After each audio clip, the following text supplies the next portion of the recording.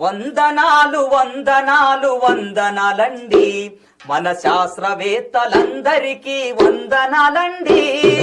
వందనాలు వందనాలు వందనాలండి.